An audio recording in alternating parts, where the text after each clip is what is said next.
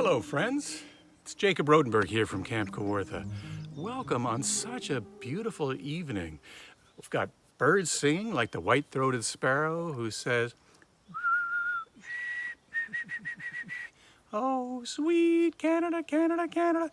In the States, they think he says, "John Peabody, Peabody, Peabody." I heard a tree frog.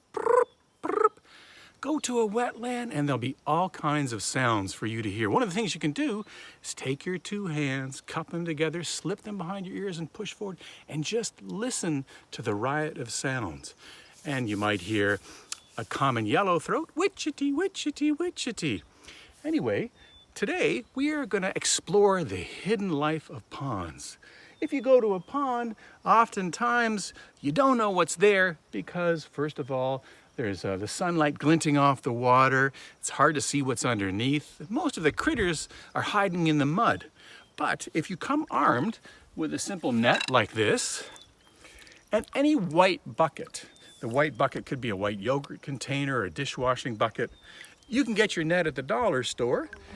Another thing you can do is very simple, is you take a tin can and then you just put some cellophane on the end and tape it really tight. What this becomes is like a pond viewer. And if the water's a bit clearer than this muddy water, you just stick it in, and it's a little bit like having a mask on. You can see critters underneath. I mean, right here, I just saw a little damselfly nymph, and we'll talk more about him later on. But what you do is you just take your net and your bucket, and off you go. Now, if you have rubber boots, great. Water shoes, great. I happen to have bare feet. I know this is a safe place to walk. There's no glass, but better to be safe than sorry. Put something on the bottom of your feet and then go to the edge. Now you don't actually have to go in the water. It could be on the edge and just scoop. See what you find. So I'm gonna scoop through the mud. When I scoop through the mud, I lift up from the bottom and I look for little things that are wriggling. What I try to do is make sure there's some clear water in my container. And if I find something wriggling, why, I'm gonna take them out and put them in. Now that time I didn't catch anything. Look over there, you can see some whirligig beetles twirling around and whirling and whirling. Wonder if I can catch one if I...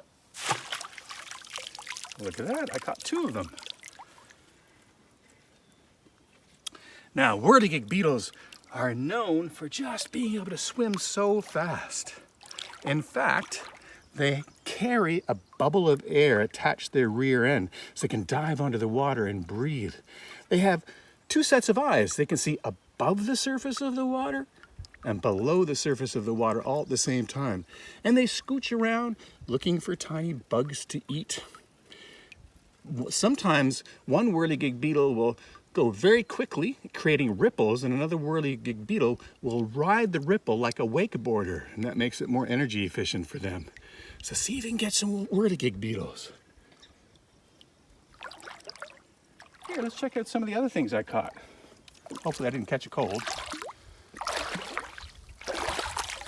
Jessica was here earlier, and Jessica's helping me with the videotaping. Thank you. Yes, you're welcome. And I found all kinds of things. If you just want to come over close and hold your video camera so you can see what's in here. Look at this, and that's just after 10 or 15 minutes of scooping. One cool thing you might like is this guy right here. Anybody know what he is?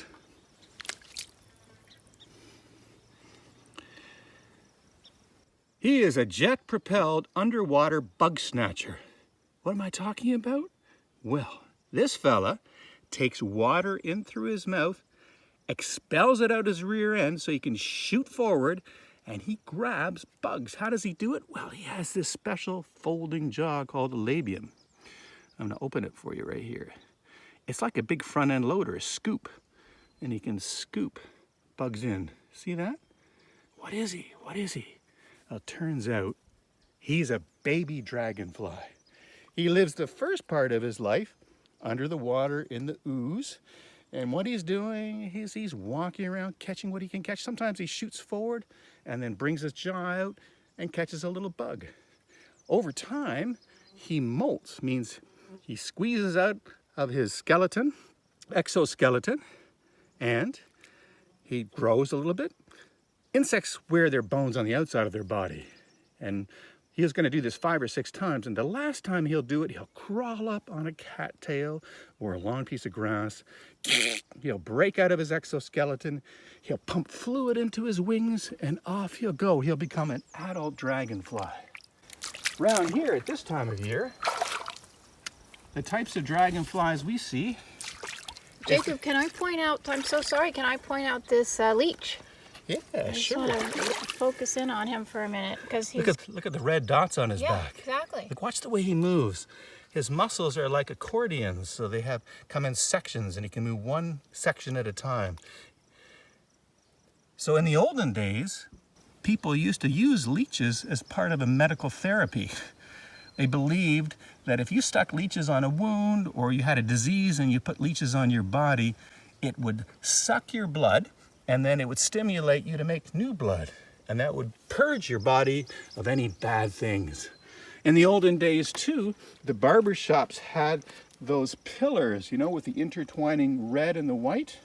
The red part stood for leeches, so you could go and get a leech treatment and a haircut all at the same time. The white stood for the haircut. But back to the dragonflies. Okay. One of the dragonflies you'll see coming out at this time of year is called the common whitetail. The males have that beautiful white tail, and the females have a darker abdomen. They flit around. Jessica, did you know they can fly at speeds of more than 50 kilometers an hour? Really? Their heads are one of the few insect heads that can move, and each eye is crammed full with 20,000 to 30,000 lenses, so they got really good eyesight. On a hot summer's day, what you can do is take a soda cracker and then just put it in your hand until you get very fine crumbs. If you see a dragonfly, fling some of those crumbs in the air, and the dragonflies will scoop down and grab one. And you can watch. Some dragonflies will grab the crumb with their mouth. Others will grab it in their feet like a basket. Here's the baby dragonfly again. You can see the wing casings right there. Oh, look at that. What are some other things we caught? Wow. This guy right here. I don't know if you've ever seen one before. He's a little bit wiggly, but he's got a great name. He's called a newt. And the newts are kind of salamander, and they spend the first part of their life under the water. They even have little gills. So it's a very tiny baby newt right where I'm pointing with external gills. He's going to grow and grow and grow, and at some point, this newt will leave the water. He'll head out into the woods. He'll go under logs and eat bugs for a while. He's called a red eft at that point. That's the same thing. And then he'll come back as an adult and live the rest of his life and also lay eggs and fertilize them as an adult newt.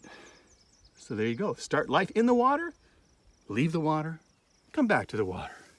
What a cool thing that is. Beautiful. Wetlands are so filled with neat creatures. There's this little guy here, and I'm sure you'll find some too. He's called a baby damselfly. Can you see its wing casings right there? On his tail, these two things are actually its gills, so it can breathe, waving its gills around, extracting oxygen from the water. We got a whirligig beetle again, a diving beetle. So many critters to see and explore. Jessica, what would you do if you saw one of these? Oh, my goodness. Well, I would wonder right away what it was. Well, this is called a hellgrammite. It does kind of look hellish. They're about that big, and you find them in ponds and streams, especially streams, and fishermen love them because fish love them to eat. The hellgrammite will turn into be a Dobson fly, like that. Oh, beautiful.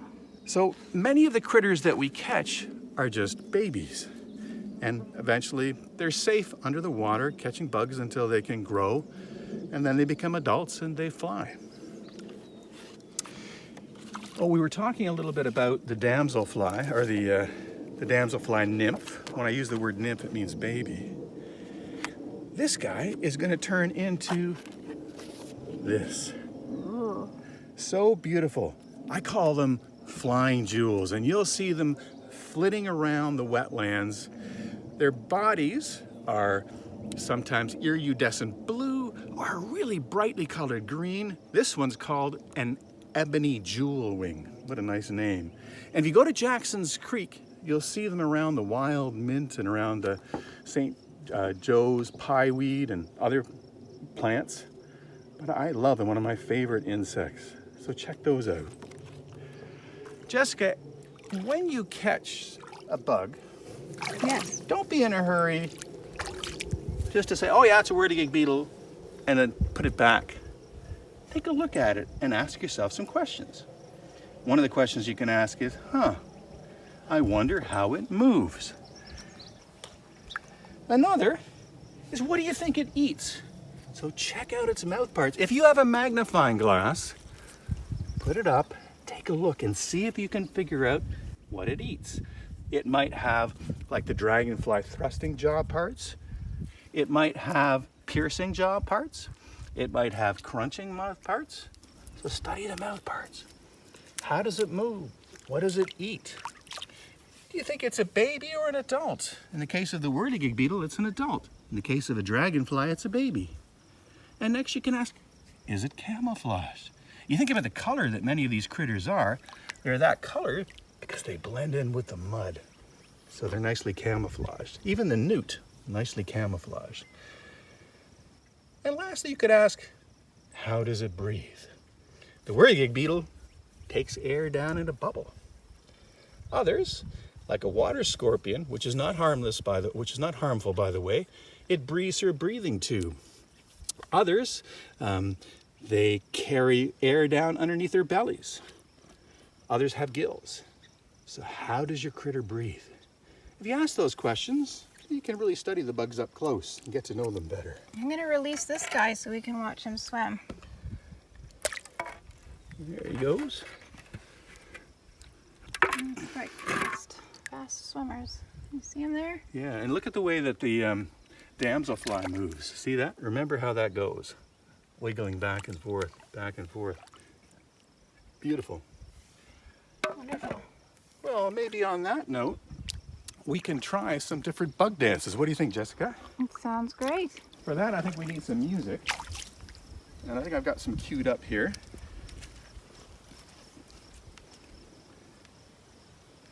And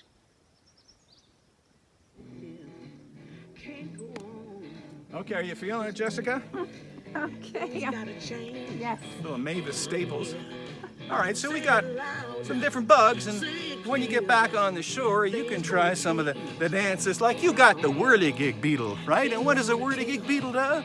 Well, it shoots forward and it spins. It shoots forward and it spins. So you can do the whirligig, do the whirligig. Oh, what about the damselfly? Did you watch the way he moved like this? Damselfly move back and forth. The dragonfly walks on the bottom, takes water in through its mouth, and shoots it through its rear end and surges forward with his folding labium. What about the salamander? Salamander kind of crawls using all of its legs, and will wiggle its tail too for propulsion. So see if you can get your tail going. All right, different bugs move differently. So sometimes see if you can have a bug boogie. Get to know your bugs. The mayfly nymph. We didn't catch one, but he lives in streams. You'll catch him in Jackson's Creek. They're tiny with 3 tails, and they move up and down like Aquaman. You could even try the worm. If it wasn't so muddy, I'd try the worm. But see if you can get your mayfly going. Unleash your inner mayfly. Yeah. All right, thank you, Mavis. Thank you, Jacob.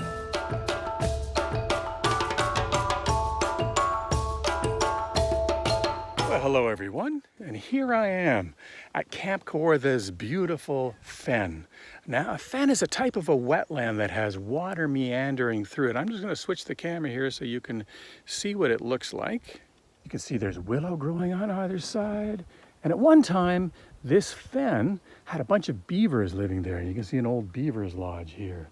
But over time, the beavers left and moved elsewhere, and the water's drained away, and still really pretty. So there are fens, that's one type of wetland, but there's also bogs. Bogs are characterized by very still water, sort of stagnant water, and it has sphagnum moss growing on it, Labrador tea, Venus flytraps, sundew, all kinds of special plants that only grow in bogs. There's swamps as well, and swamps are places that have a lot of dead trees and standing water. And lastly, there are marshes, and marshes are characterized by cattails, Typha latifolia, Typha augustifolia, beautiful narrow-leaved and broad-leaved cattails that help to clear water, filtering it through their roots. Since we saw you last, we made our way from the pond all the way to this beautiful stream. It's draining from a wetland called fen, and along the way it tumbles, and as water tumbles, it gains oxygen. So the kind of critters that you find in the stream can be a little bit different from the ones you find in the pond. Oftentimes they'll have gills to extract the oxygen from the water. If you go to a stream, the best thing to do is take some rubber boots, step into the stream carefully, and you'll notice that there's a current. Put your net down at the bottom, and then take your foot just in front of your net and move your foot back and forth just a little bit, and the current will carry whatever under the rocks into your net. And then you simply check into your net. And I found a bunch of little crayfish. Whatever cool. I'm going to put those in here. Whoa, come on and check out some of the other things we found. Neil, I discovered, and I love this. You know what that is? No, what is that? It's watercress. Watercress growing in this fresh stream just tastes delicious. Now, don't just go putting things in your mouth unless you absolutely know what it is. Yep. But if you do know watercress, it's just delicious. Got a peppery flavor, fresh from the stream. Check this out. We found this guy earlier on. That's a crayfish, and I think it's a girl crayfish, and you can tell she has swimmerettes under here, and the males have two protrusions there. What they like to do is move along the bottom, taking their claws, putting it into their mouth. They eat decaying matter, bugs, but they're great swimmers. Check out how they use their tail as a paddle. 1, 2, 3, here we go. Of course, he's not using his tail as a paddle because it doesn't always work. There you go, see? He can scooch pretty quickly.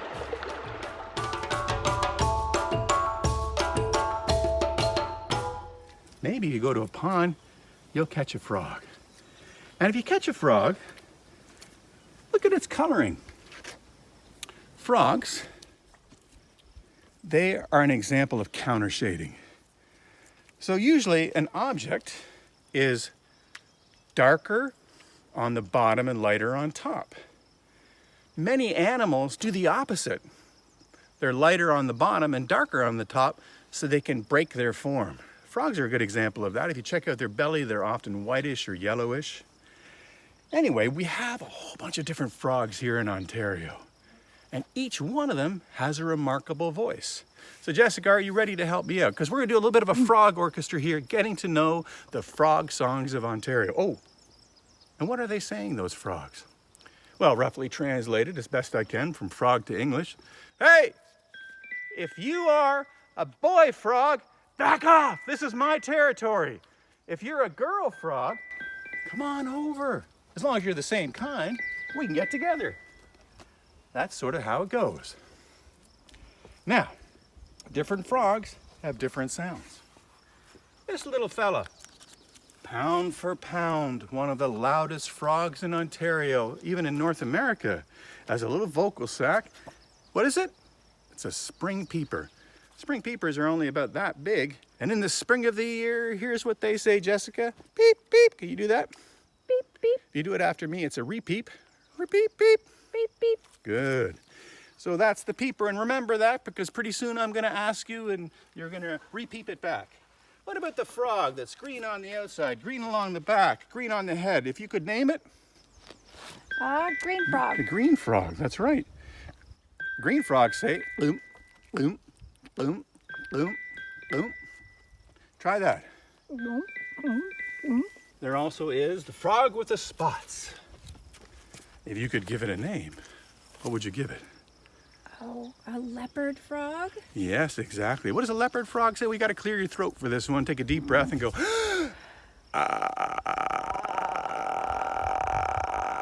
It sounds like wet hands over a balloon. A balloon, right. Here is something that looks like a frog, but it's not a frog. What is it? Oh, the American toad.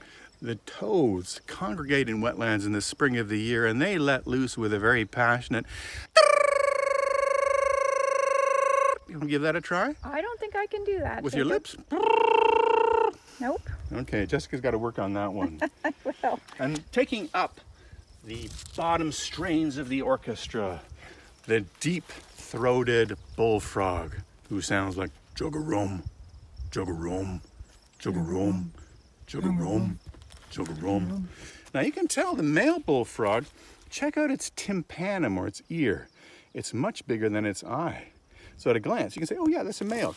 That's compared to a female whose tympanum or eardrum is the same size as its eye.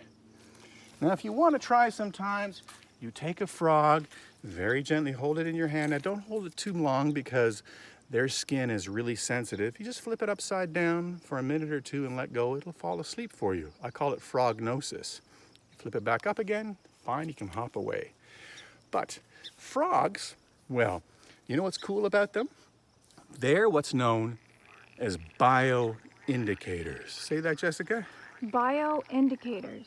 Bioindicators means that when you hear lots of frogs singing, chances are the water quality is healthy. Why?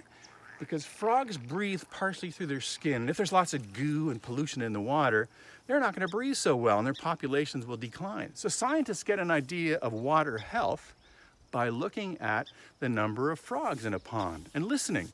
So what I want you to do if you get a chance, go to frogwatch.ca and learn some of the different frog songs and go to a wetland. In the evening is the best time because that's when they really start to sing, and listen and see if you can figure out those different sounds. And if you do, report that back to the scientists. You know, I heard 3 bullfrogs, 2 green frogs, a peeper. Jessica, I'm gonna see how well you did. I'm gonna hold one up and can see if you remember the sound, the leopard frog. Nicely done. What about the little fella, the peeper? Beep, beep. Nice. Beep, beep. What about the bullfrog? Vroom. Chug-a-rum. Vroom. Yes. What about the green frog, the one that was green all the way around?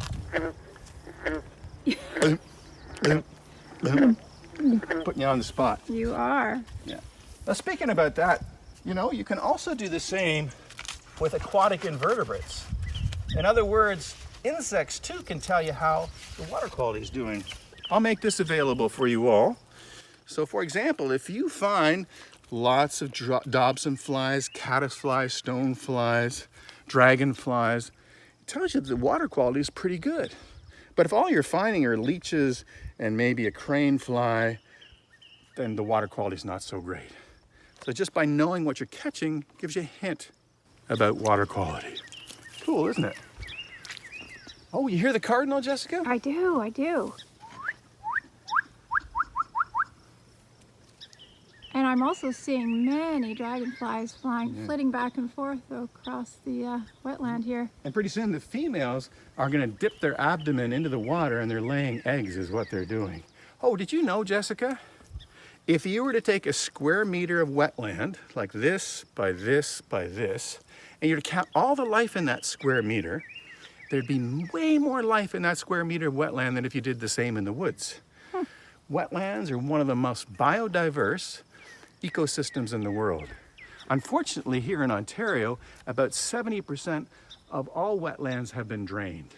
And they've been drained because of urban sprawl, people building houses and cities. They've been drained for agriculture. But now, people are recognizing the value of wetlands. Wetlands, they have the capacity to hold water. They can filter out pollutants. They can make water much cleaner. So it's good for us to do our best to protect wetlands. And even though we might not know what kind of life lives there, it's a great idea to go and explore. Because the more you know about what lives in a wetland, the more you appreciate it. The more you appreciate it, maybe the more you want to protect it. One last thing we can do for you folks. You know, Jessica, have you ever seen the one tree that has bubbles on it? Oh, let's see. The sap bubbles? Yeah, actually it's resin. It comes from a Okay. balsam fir. The fur. Balsam fir has needles, and you can't roll the needles in your fingers because they're very flat and short. But if you take a twig, and if you put a little bit of the resin on, I don't know if you can see that, Jessica, Yes. and try to get a straight stick and just put it in the water, and then see what happens.